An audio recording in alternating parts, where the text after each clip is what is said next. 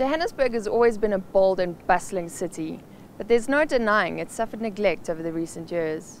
But the Johannesburg Development Agency is changing that. We've spent about 4 billion rand if I include the Rea Vaya bus rapid transit system, which makes up quite a big portion of that. The rest of the money is being spent on inner city regeneration, on township regeneration, and also on the 2010 projects.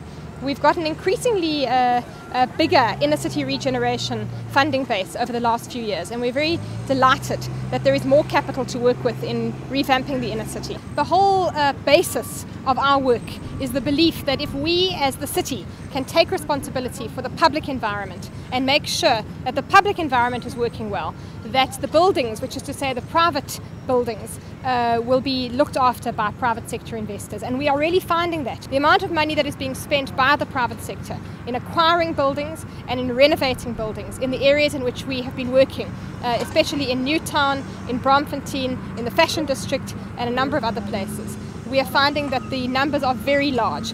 If the city just spends a little bit of money fixing the public environment, the private sector spends a lot of money fixing the private buildings. In the acquisition of properties and in the renovation of properties, there has been a boom in the inner city, a big boom. And what we are seeing is the construction of new buildings, that is to say commercial buildings, residential buildings. And it's very exciting because we also see that development taking place all around us. Key to the success of any project of this scale is having a strong skills base to draw from. There's enough money for inner city regeneration, but that money means nothing until it can be applied. And the people in the engineering field, the quantity surveyors as well, play a key role. The architects play a key role, and the construction companies.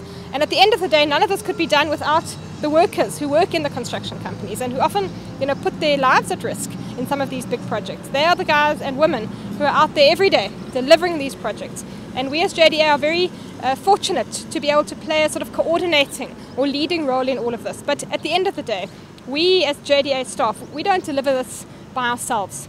We deliver this with our professional teams, we deliver this with the contracting companies, we deliver this with the ordinary men and women who are out here early in the morning building these projects and who are often forgotten in all the hype. After successful interventions in Newtown, Braamfontein, the Fashion District, Jewel City, Hillbrow, Berea, Yeoville and Ellis Park, this financial year the JDA will turn its attention to the Doornfontein area, as well as Fordsburg and Diagonal Street. There's demand to be in the inner city, and what we need to do is make sure that the public environment can support that demand.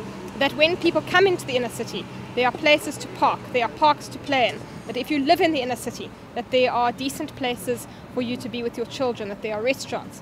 And slowly, block by block, building by building, I think we're winning the battle. It's clear that achieving the goal of developing Johannesburg into a world-class city is going to take continuous commitment from both the public sector and the private sector.